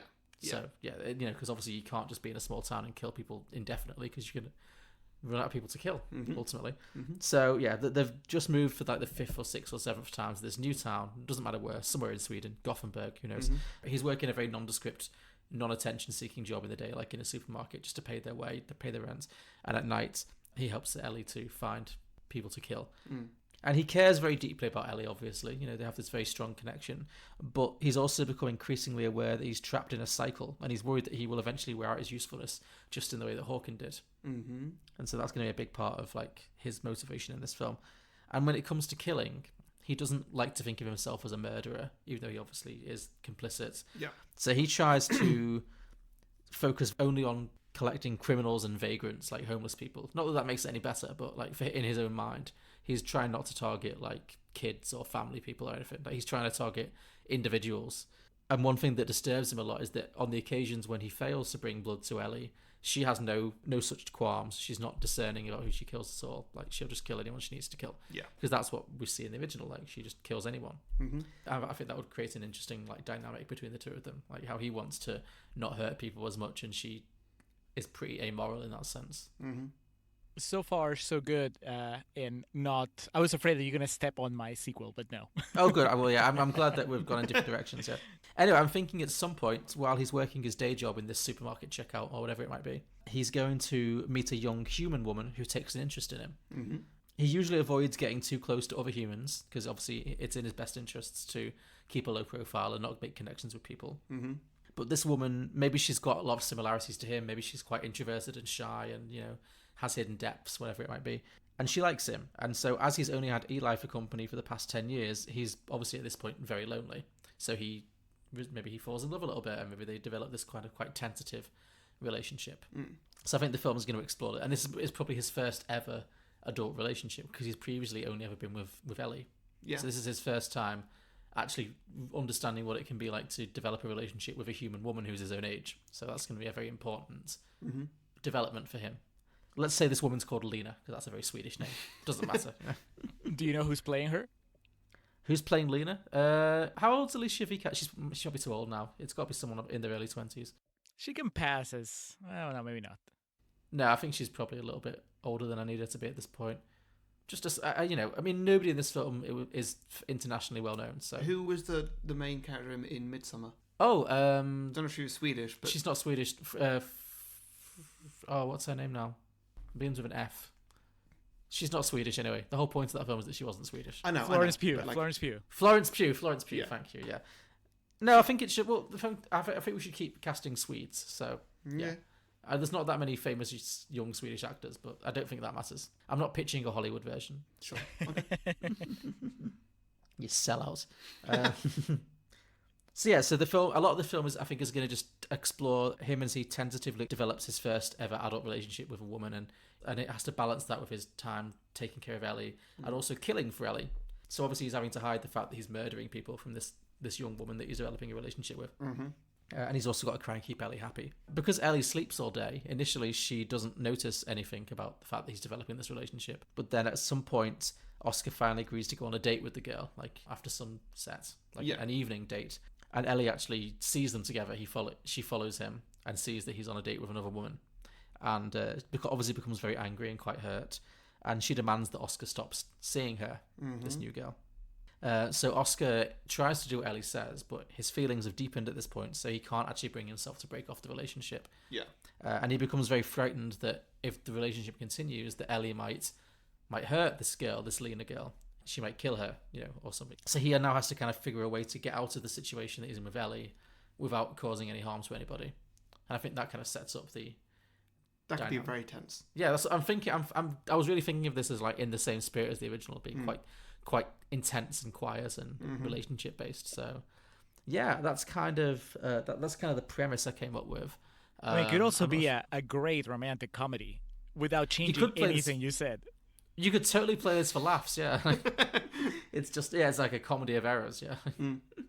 Oh no, my ex-girlfriend's a vampire. That's the title. Did you have a title for this? Well, I was thinking, so the original's called Let the Right One In. Yeah. So this one's called Let the Good One Out. Okay. Because he's found a good girl, and now he needs to get out of this relationship with the vampire that he's, well, not dating, but he's caring for. Mm-hmm. So yeah, I mean that's kind of as far as I got. I'm trying to think how would he get out of, how do he extract himself from this dangerous relationship? He would need to set her up with somebody else. He'd set Ellie up. Well, set Ellie up with somebody new. That's interesting. He still cares for Ellie. He's not going to he doesn't want to kill her or anything. Mm-hmm. So yeah, I think that'd be interesting if he has to find someone else who can take care of her. Is that going to be another 12-year-old boy? Is he going to have to like groom a young boy? Basically, yes. Wow. That's pretty dark, but I like it. It's pretty twisted, Harry. He's a creepy dude. I'm sure he could do it. Yeah, no, I can. You know what? He may already be doing so. Well, here's the big question, though. It's at the end of the movie. Does he come clean to the other girl? Is he going to just own up to everything he's done while he was dating this vampire? I think he's going to have to. You can't just leave her in the dark. He does, but she's on board with it as well. Like, because maybe she's done the same thing for another vampire. Oh, I see. Okay, yeah. Oh, that's interesting. So she actually she's like the familiar of a male vampire. Maybe she's like that girl from What We Do in the Shadows. Oh, yeah. She's got... what was she called? Karen or something? I don't know, but yeah, something like that. She's... Yeah, and it turns out that's their connect. They didn't even realise, but that was their connection the whole time. So maybe the conclusion then is that the little boy that she looks after is set up with Ellie, and it's like a little matchmaking thing. And then they go on double dates. Yeah, they go on double dates. Yeah. But, they got way cuter than we aimed it to. Yeah. Okay, now it really is a comedy.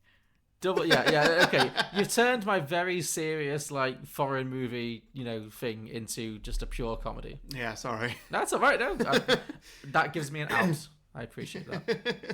Because I was thinking like either that, or I was thinking at some point he's gonna have to leave Ellie and just go on, just disappear, and go on the run, because he's a mass murderer at this point. So yeah, it's a difficult situation to be in. Yeah, but yeah, no, I think I like that. I think I like that they.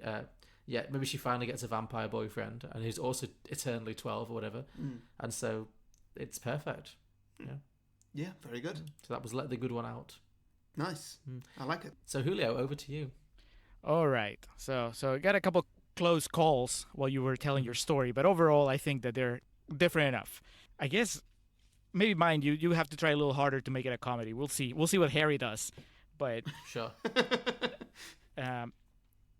Let's see. I went a little further forward in time, so I'm picking up with Oscar at 60. He's in his 60s now, so maybe even older than the caretaker that we met in the original movie in Let the Right One In. But kind of like a little bit of what you said, John, in your sequel. It kind of still, it applies. He's basically, as we expected, he's become his own version of this guy, except that he is a lot better at it. I think that all those red flags that we pointed out when we were talking about the movie, they've given way to him just being a much better serial killer than his predecessor. So he's really good at it, and also because he remembers how it all went last time, he is even more protective of Ellie than the other guy. So he hasn't only killed for her to feed, but also whenever he noticed that there was maybe a potential relationship that she could be forming with someone, he's also intervened there and ended that real quick. Now, a major difference between Oscar and the older guy from the first movie is also that he doesn't seem to be under the same spell that he was. I mean, he obviously cares for Ellie, even loves her, but she doesn't control him. She can't control him in the way that she controlled the other guy. She's not. She doesn't have him whipped in that way where, he's just at her mercy. Which is why even when she has voiced concerns about just not being able to have friends, there's nothing she can do about it. So the relationship between the two is in more of equal footing than her previous relationship with a caretaker. So that's where we start. This guy, Oscar, in his 60s, and they've kind of, like you said, John, they're serial killers. So they're kind of like, they move around a lot. They've managed to remain undetected. But when everything changes is when Oscar gets diagnosed with lung cancer. So now he has a terminal disease. And it's pretty advanced. There's really not much that can be done. I mean, even if he undergoes treatment, well, then who's going to take care of Ellie while he's, going through chemo or whatever, So now he kind of finds himself with the conundrum of, oh, wow, I've been so protective of Ellie this entire time that I haven't thought about what's going to happen when I'm no longer around. He should have been maybe a little less protective and should have been grooming a successor, like Harry suggested in your sequel. So he doesn't know what to do. He panics a little bit. He doesn't know what to do. It's the first time in forever that he's had to thought about his own mortality. So he tries to keep it a secret from Ellie, but eventually he just becomes too weak. It's too noticeable. She figures out that something's going on. And then once he tells her, Ellie, she cares for him, or at least she pretends to care for him. I think that just like me while watching the movie last night, Oscar has never been 100% sure. As he's grown older, he's never been sure if she really cares for him or if she cares for him because he provides her with blood. And so he can't really read her when she just very matter-of-factly wonders out loud, okay, well, who's going to take care of me now after you die? And he, even though he's pretty proud and it's not what he wants to do, he actually has this moment of weakness, and he asks her, well, maybe you could turn me. That would take care of the disease, and I would still be alive. But then she just basically makes a point that it wouldn't be practical. I mean, basically, it would just double the burden because now they would have to find sustenance for two of them, and he wouldn't have the ability to go out in the middle of the day and just take care of business the way that she can't. So she's like, no, that's not a good idea. And he takes it. It's like, all right, well, I'll figure out. I'm still alive, so I have time to figure something out. So with that, I mean, I think the first movie establishes that they're not short on money. They have plenty of money, not only from, I guess, the jewels that she had from previous adventures, but also she takes money from every person that they kill. So they have cash. So Oscar decides to use that to basically subcontract. He goes around. He's subcontract vampires. I love it. Yeah, I mean, he's been around for a while, and like I said, he's more resourceful and more streetwise than the previous caretaker. So he's, it takes him a little while, but eventually he can spot a killer, even a potential serial killer, when he sees one. So eventually he approaches someone, and this is like really the only guy that I've cast. I had the same problem that you had, John, where I was like, well, what do you do with Ellie? And yeah, I think that the only way to go about it is to recast her. And for that matter, you can also, I mean, you would have to recast Oscar as a 60-year-old man. I don't know any Swedish actors that could play him, but Stellan Skarsgård. That was my one thought, but I'm like, is he Swedish? I wasn't sure, and then I was like, oh yeah. But then I don't know. Could you buy him as a serial killer? That'd be a bit interesting change of pace for him. Yeah. I mean, his son was literally the clown in It. Yeah. It works. Well, let's say that Stellan Skarsgård's playing Oscar. From Mamma Mia to serial killer, I like it. It's just the line. The line is very fine. But anyway, he approaches this young guy, this guy in his 20s, and we're going to say that he's played by Harry's favorite, Timothée Chalamet. Oh my God, what's wrong with you? Great. Oh, I'm on board, Julio. Continue. Yeah, they're no longer in Sweden. Obviously, they made their way around the world to wherever Timothée Chalamet happens to be at this time. Italy in the 80s. It crosses over with Call Me by Your Name. Get Army Hammer in as well. Oh God. But anyway, he hires Chalamet. He just hires him. We're gonna call him Tim. Yeah. He hires Tim. And just he doesn't tell him everything, obviously. He just tells him, listen, I'm going to pay you this much, and all you have to do is just bring me blood. And it's good money. And Chalamet is kind of already sort of a psychopath. So he just does it. It's fine. He got hired to the job. He starts killing people and then helping Oscar drain them and never really asking any questions whenever he ventures any sort of inquiry about what they're doing. Oscar says, oh well, I'm a vampire, ha ha ha, and then they drop it. So Tim is okay with that for a while, as the money's good, he enjoys the work, but eventually he gets restless, he gets really curious, and also Oscar's disease gets worse to the point where it's just, if there's going to be a switchover, it needs to happen. So before it's too late, he just makes introductions. Oscar introduces Tim to Ellie, and they hit it off, which really, really hurts Oscar's feelings to suddenly see. It's not an instant replacement, but he can suddenly see that Ellie and Tim quickly develop a bond, and now he really becomes obsolete, right? Because they don't need him as an intermediary. He's just there kind of as a now really he is a burden. There's nothing that he's bringing to the table. But then as the days go by and kind of the new hierarchy takes place, there's something about Tim that just rubs him the wrong way. I mean, on top of the fact that he's just a serial murderer. And then, of course, Oscar can't tell if it's just jealousy or if there's really something wrong about him, actual red flags, the way that he talks to Ellie, the way that he behaves around her. So eventually, it just kind of comes to a head when Oscar realizes that Tim is just killing people more often than they need him to. He's just, so he's a proper psychopath. Yeah. He just enjoys it. So whether they need blood or not, he's out there killing people. You know what? I would enjoy this role of Timothée Chalamet. Yeah, he should play a serial killer. I would actually really enjoy watching that. Yeah, I think that's a good role for him. He could definitely do like a Hannibal Lecter kind of thing. Yeah, sure, for sure. See, this if nothing else, this sequel will bring you over to the Timothée Chalamet camp. I don't know about that. I mean, if he were to change the films that he does to just do villains, he's probably due to play a villain. Yeah, I can see that for him in the future, definitely. Yeah. Some people it just works for them. Chris Hemsworth should delve more deeply into being a villain. Sure. Well, he did Bad Times and Bad Times. Yeah, we loved that film. And he was really good in it. Yep. He should do more like that. Yep. Well, anyway, Timothée Chalamet is killing a bunch of people, more people that he should. This has set the police on high alert.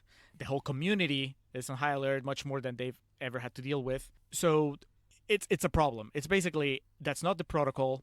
Oscar, basically calls him over and tells him that they need to have a talk. He has Ellie there with him, kind of as backup because this conversation might not go over well. And he just basically fires him. He just tells him, this is not how we do this things. This isn't working out, Tim. Yeah, you're putting us in danger, and this is just, it's better if we just part ways and just let's never speak of this again and whatever. And Chalamet, of course, he laughs. He has the upper hand here. He's like, okay, well, what are you going to do if I don't leave? And Oscar goes, well, then Ellie's going to have to take care of you. And Tim just looks at Ellie, and he's pretty confident that that's not going to happen. And then Oscar realizes that, maybe he's underestimated their bond, how much she likes him. And once again, he's faced with this question of, well, how much does she really care for him in the first place? And now that she has his replacement fully trained and fully willing to do whatever it takes for her, why would she side with Oscar? So as he realizes this, Tim attacks him. Just, he's obviously there's no use for him, so he just attacks him, knowing that it's time to get rid of him, time to get rid of the old man. They start fighting. Obviously, Oscar is in pretty bad shape already from his disease, but he's a fighter now. Through all these years, he's very different from the little kid that we had in the original movie. So he kind of like puts up a fight, but of course, Timothée Chalamet has the upper hand. There's not much doubt about the outcome here, and this entire time, Ellie's just watching the fight, and she's always, pretty detached, but she slowly starts showing concern, conflict, because maybe it turns out that she did care for Oscar. And so she jumps in and helps Oscar. She just jumps in and rips Timothée Chalamet's neck, just kills him right away. And then Harry's on board. Yeah, and then runs over to Oscar, who's just lying on the floor. He's already been wounded, and he apologizes to her. He's like, I botched it up. I'm sorry. Now I'm leaving. I'm dying, and my replacement is dead. You're gonna be alone. But she just shakes her head, and she bites him, and she turns him. Oh. And she just says, well, we can handle it together. We can handle the burden. We'll just figure it out together. And that's the end of the movie. I mean, she ends up turning him, and now, they still have to figure out how they're going to eat, but they're still together. So in a way, this whole story just answered my question that I had throughout the movie of whether she really cared for him or not. Because, obviously, when she chooses to turn him now, I think it's a little clearer that whether she had genuine feelings for him at first or not, by the end of this story, she definitely did. I like that. I think that's really interesting that she finally is forced to confront. She's used all these people for all these centuries, however long she's been alive, and now she has to confront the fact that this is someone she genuinely cares about. I think that's, I think that's a really good one. Yeah, that really works. Yeah. And the title is "Keep the Wrong One Out." Great. I like we've gone in similar directions, but just opposite. Cool. Okay, I think that's very plausible. So, Harry, over to you. What have you got? Bring it home. Okay, well, I have a title idea and then I have a real idea. Okay. So my title idea is let the left one in. Let the left one in. Okay. Let the right one in. I Let see. the left one in. In, out, shake it all about. Okay. Do the hokey toke. Is this your pitch? Do the hokey cokey and you turn around, and that is what it's all about. Okay, very nice. I mean, I can't really see much beyond that, but It's a musical. oh, you're doing it. Let the right one in as a musical, as a stage I- musical. Okay. Yeah, I mean, whatever. It's. Okay. I thought a of a robot title, chicken and skit. I did it. Yeah. No, the actual one that I've got here is Let the Right One In 2, The Curse of the Killer Kitties. Curse of the Killer. Oh, so you're going with the cat sequence. Mm-hmm. I need that scene would resonate with you. So it's going to be a sequel from the point of view of the cats who attack. Do go on. Is it directed by Tom Hooper? It may as well be. Who attack what's her face. We pick up just after their attack. Sorry, I'm just imagining the scene with the woman like going into the flat and being attacked, and one of the cats just going midnight, not a sound in the pain. Sorry, do go on, Harry. So we pick up just after the attack as they all scamper away once After they've attacked Virginia. After they attack Virginia, an ambulance arrives and Yeah. takes Virginia to hospital. The cats all Sure. scamper away. They go back to the they'll go back to the apartment, Okay. let themselves clean. Sure. They've all got bloody mouths, by the way. So yeah. Okay. Let themselves clean and go to sleep. Next morning, they'll wake up with a brand new view on the world. They'll have a bit more personality and are now played by Rebel Wilson, James Corden, Jason Derulo, Jennifer Hudson, you've Judi really Dench, gone for McKellen, and Idris Elba. So drinking the blood of a vampire has turned these cats into human cat hybrids. Yes. Great. Okay. Well, we were wrong to worry that we'd all have the same idea. This is Yeah, I was pretty confident you guys were not going to do this. cool. So they all sing about the different things they feel now. Okay. They have one big song and dance sequence here in the morning, just like, oh, what's all this? Yeah. Everything looks different now. We all look kind of human, but also not. What's going on? The song ends with Rebel Wilson catching a mouse, but when she starts eating it, she throws up a little bit. Oh, okay. I see what you do. She spits it out, says it tastes horrible, and some of the others try eating it. They don't like it either. Okay. Idris Elba catches another mouse, also shit. They try their cat food. It's all crap. They can't eat anything. Then, who owned these cats, by the way? In the movie Cats. Yeah, no, in in the film, in the right one, in the Crazy Cat Man. Okay, well, the Crazy Cat Man walks in Okay. because he didn't have a name. Sure. It was not Gavin. That's not a Swedish name, but It doesn't Gavin. matter. it was Okay, so Crazy Cat Man Gavin walks in, and of course all the cats' ears prick up, and they go over to say hello, and rub themselves against his ankles and stuff. But bear in mind, these are human hybrid cats now. So they look different. Or Yeah, maybe he can't see that, or maybe he's drunk. I don't know. Okay. right. But like he is a giant-sized human compared to them. I see. Okay. So it's Goster. his name Sure. was, So yeah, Gavin, I'm going to go with. Go with Gavin. Sure.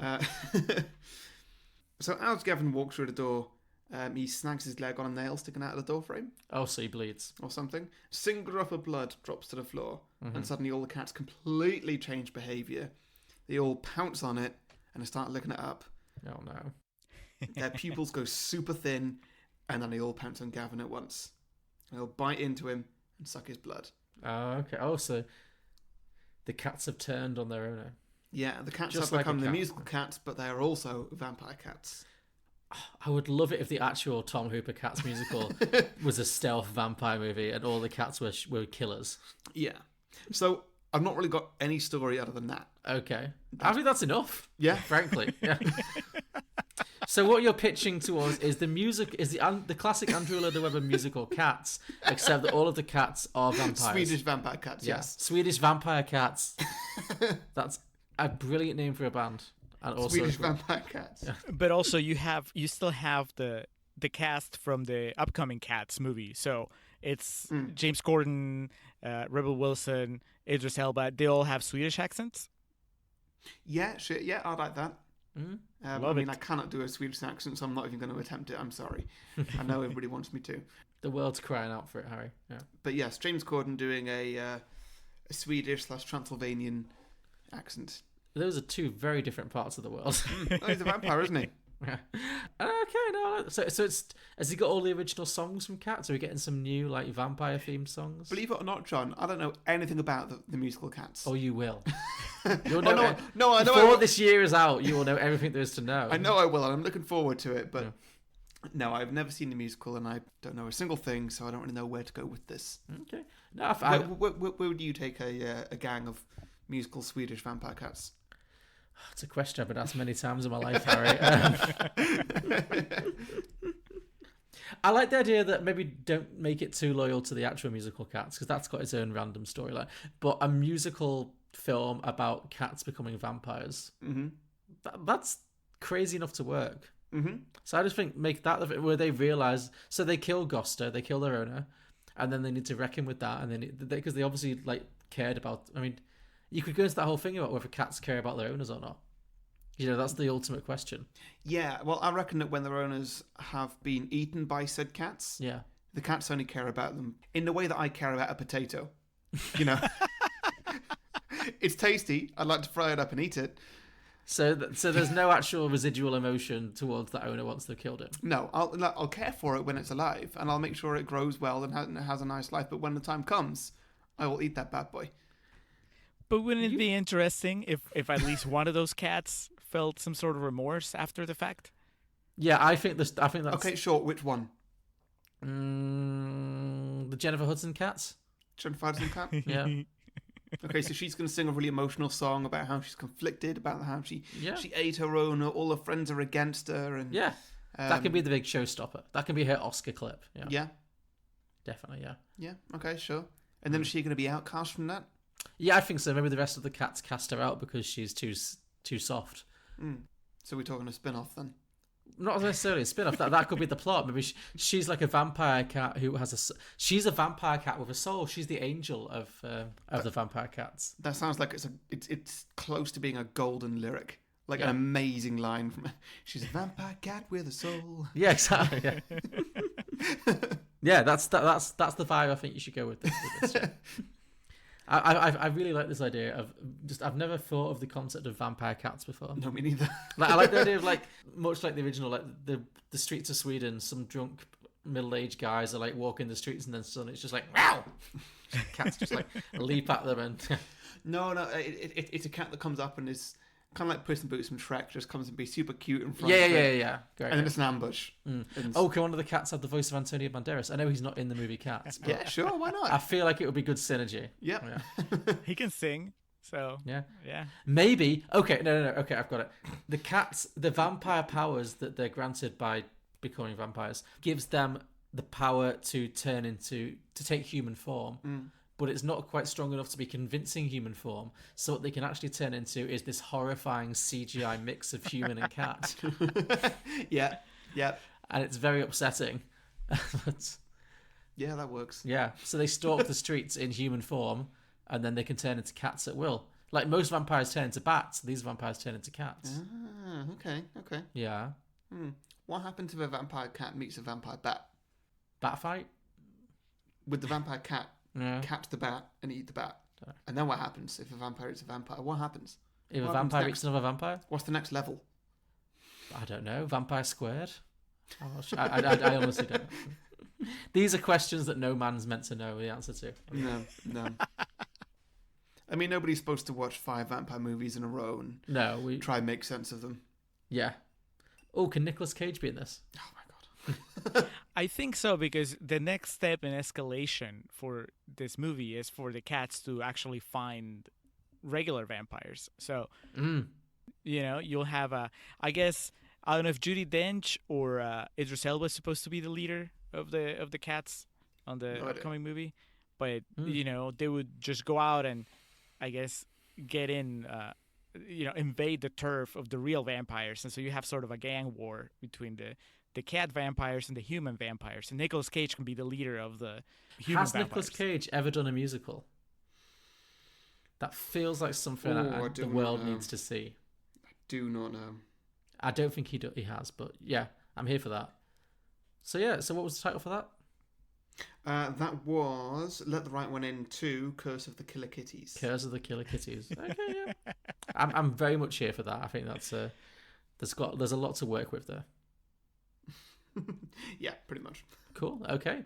Do you want to get to some listener submissions then before we wrap up? Yeah, go for it. Great. Have you got any this week? No. No. Okay. I've kind of given up for more obscure films. This isn't that obscure. Come on, Harry. Yeah, but when the only place I post is a place that's a comic book film appreciation group. Oh, okay. It's. I mean, it hasn't worked for multiple episodes in a row. All right, fine. Okay, well, I do have some. You'll be pleased to know. So, Stuart Jip. Sorry, Julio. No. Stuart Jip said, "Let the right two in." He just said, "Let's get that out of the way right away." Oh yeah, yeah. Okay. That was "Let the right two in." With the number 2, I would assume. Beth Sheba said, "Get the left one out." Mm-hmm. Yeah. Mm-hmm. Joshua Williams said, "Let the alt-right one in." This one gets pretty dark. Let the alt-right one in. Jacob Hill just said, "Get out." Yeah. You know what? The title means the same thing, really, doesn't Pretty it? much, yeah. Well, I would love to see a Jordan Peele take on this film. Oh, If they had to do an American remake, Oh, yeah. just give it to Jordan Peele. Jordan Peele should just do a vampire movie. It should have happened by now. That'd be really good. Yeah, one day. Drew Mancini said 2 right, 2 in. Mm-hmm. Yeah. Ollie Brady said, "Are you insane? Don't let anyone in. It's 2019. They're just going to rob you." Josh Nolette said, "Let the right stuff in. Vampire astronauts." Nice. Over on Twitter, Blokebusters said, "Let the right one out. A very strange film in which Oscar and Ellie now run a dance studio that caters entirely to teaching the hokey cokey." So, Oh, yeah. yeah. Our rival dance studio arrives in hijinks and good old-fashioned murder ensue. Okay. And finally, at Word Salad Radio said, "Let the right one in with a W, as in WRIGHT. A historical fiction in which Wilbur Wright gets turned into a vampire and his brother Orville has to finish the airplane on his own and do aerial combat with his supernatural brother." That's the Wright brothers, obviously, who invented the plane. Yeah. So thank you, everybody, for those sequel ideas. We ask for your listener submissions every week, a few days before we record, by putting posts out on Facebook and Twitter where you can post your ideas. So make sure you like and follow our pages if you don't want to miss out. To listen to more episodes of Beyond the Box Set, you can subscribe and browse our back catalogue on any podcasting platform, including iTunes, Spotify, Google Play, and many others, where all of which you can leave a 5-star review, which we both read to lighten our moods on our post-episode hangovers. As previously mentioned, we are also available on Patreon, which is exclusively for the people who would rate us more than 5 stars if they could, and you can find all those links in the description below or at beyondtheboxset.com. And next week, Harry. Okay, so next week I decided I wanted to go completely off season and do a film starring somebody who really, really should have been in a vampire film at some point. Okay, I'm intrigued. I'm not sure if we've done a film with Helena Bonham Carter before. We must have done, surely? I don't know, but I feel like she'd make a fantastic vampire. I mean, she would, yeah. It's a role she'd want to play. Okay, what have you picked? So next week we're going to do Fight Club. Ooh, now that's been on the shortlist for a while. Yeah, that's going to be a good one. Have we really never done a Helena Bonham Carter? That's crazy. We have. That you've never done one. I know you've talked about her. You know plenty. what? Actually, have we done a Brad Pitt one as a main episode? And have we done a Edward Norton? Yeah, I was going to say Trust Couldn't Have It then. Edward Norton, no. I feel... Oh, we've done Interview with the Vampire. That's a yes. That's a Yeah, Brad. We've that's had Brad Pitt and Benjamin Button. The Curious Case of Benjamin Button. Oh, yeah. We've had our Brad Pitt moments. Okay, yeah. But yeah, I think we might have not ever... We had skipped a Ed Helena Norton, Bonham haven't we? Carter. Oh, no, no. Oh, no, that was Trust Couldn't Have It. What? Sorry, I got those two mixed up. I was thinking Looper. You get Helena Bonham Carter. No, Joseph Gordon-Levitt and Ed Norton. Oh. I still don't see it, but sure. Yeah, me neither, John. I just... Okay. Sometimes... But no, that's a good pick. That is a great pick. So Fight Club. Fight Club. Excellent. We'll do Fight Club next week. Great. Cool. Looking forward to it. Yeah. So, Julio, thank you very much for joining us. Thank you for having me. Do you want to let people know where your show is one last time? One last time, look for The Contrarians on Apple Podcast, Spotify, Stitcher, any podcatchers, and you can check our website at wearethecontrarians.com, and on Twitter we're at Contrarian Prime. Great stuff. Cool. Thank you very much, Julio. And join us next week for Fight Club. Brilliant. And we'll see you next time. Thanks for listening. Thanks a lot. Bye. Bye. Say goodbye, Julio. Bye, Julio. Bye. Damn you.